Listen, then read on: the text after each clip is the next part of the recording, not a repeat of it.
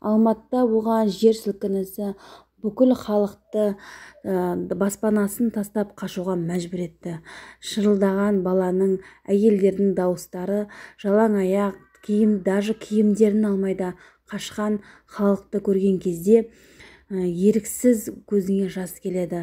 Қаланың сыртына қарай баспаналарын тастап, басының саулығы үшін ұзын-сонар кезекті күтіп, халық ағыл-тегіл қаланың сыртына қарай жер үйге көше жөнелді.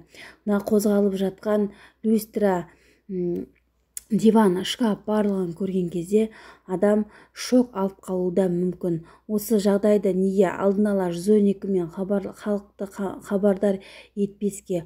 Осы жағдай 1-2 айдың көлемінде қайталануы мүмкін.